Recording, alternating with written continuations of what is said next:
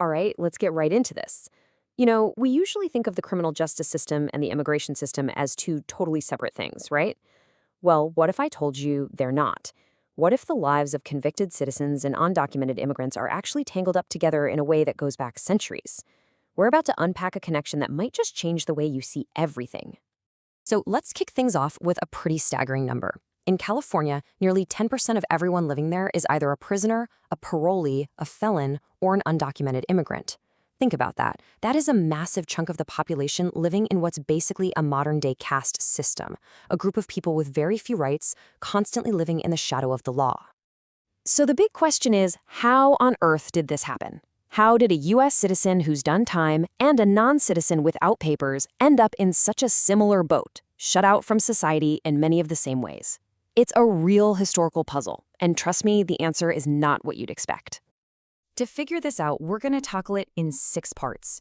First, we'll look at what this caste of outsiders really is. Then, we're going to rewind the clock way back to the Civil War to find its origins. After that, we'll follow 2 stories happening at the same time: the invention of the illegal alien and the creation of the alienated citizen. We'll see how their worlds crashed into each other. And then, at the end, we'll ask the million-dollar question: what's the real way forward? So what does it really mean to be part of this caste of outsiders? Well, it means you're systematically locked out of the basics of American life.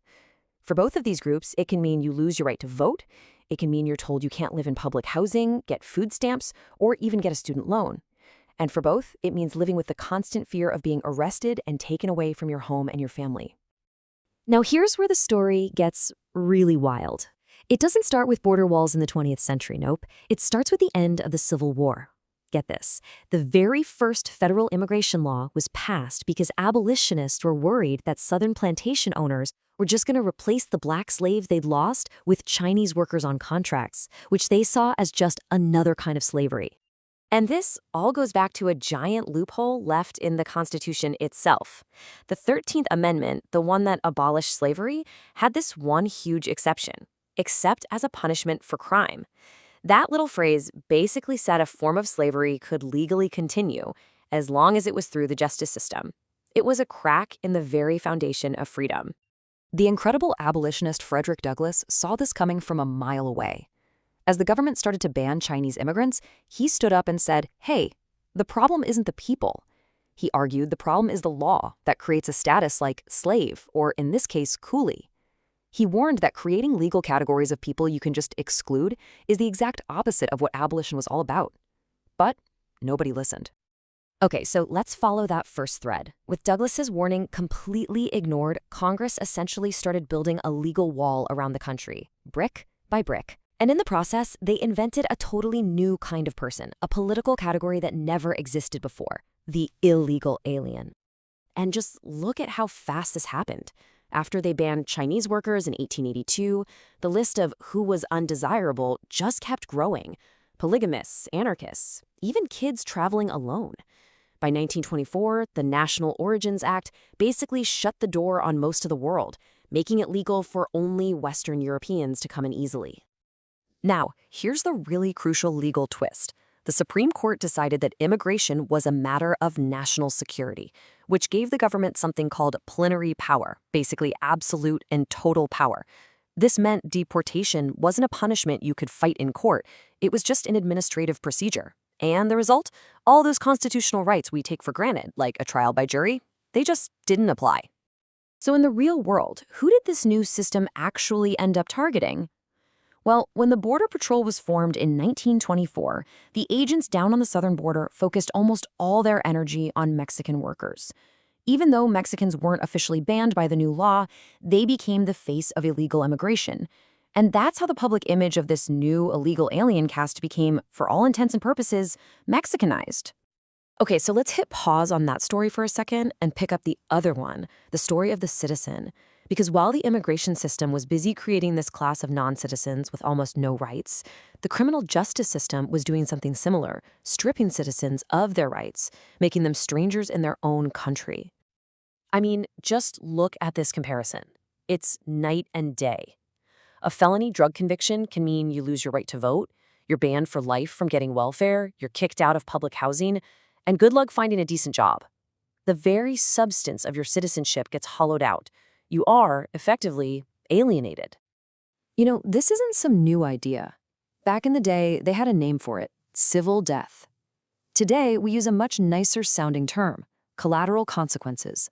But it's the same thing: a whole web of rules and restrictions that follows you long after you've served your time, locking you into a permanent second-class status. So, for a long time, you have these two systems, immigration control and criminal justice, running on separate parallel tracks. But then, starting in the 1980s with the war on drugs, those tracks collided.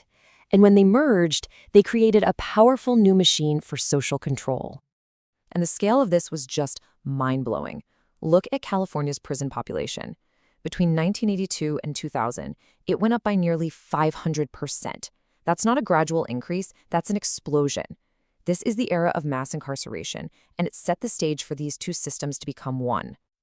And this merger, it actually has a name: Crimmigration. It's where criminal law and immigration law get so tangled up, you can't tell them apart anymore. A bunch of new laws in the 80s and 90s created a huge list of crimes that would trigger automatic deportation, even for people who were here legally, with green cards. And look what that actually means today. Over 60% of all deportations are kicked off by a criminal conviction. And we're not just talking about serious, violent stuff here.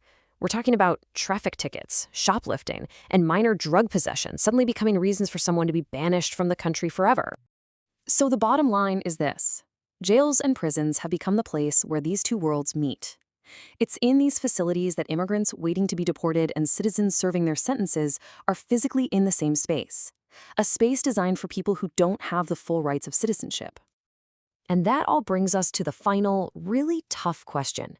If these two systems are so deeply connected, what's the real solution? Is something like amnesty, a typical immigration reform idea, really enough? Or does this problem go so deep that it needs something far more radical? So you've got two paths. On one side, there's traditional immigration reform, which is all about creating a path to citizenship. But on the other side, you have this abolitionist critique, inspired by Frederick Douglass, which asks a much bigger question. What good is a path to citizenship if that citizenship can be so easily taken away by the criminal justice system?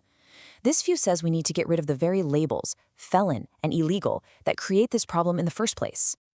And the author of the work we're exploring, Kelly Lytle Hernández, just hits the nail on the head with this quote. In a world of mass incarceration, a path to citizenship isn't the guaranteed prize you might think it is. Why? Because the criminal justice system has made the rights of being a citizen, well, fragile and unpredictable for everybody. And that's the question we're left with.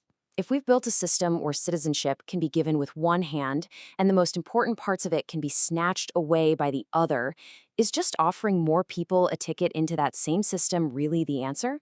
It's a question that forces us to look past the easy fixes and really think about what freedom and belonging truly mean.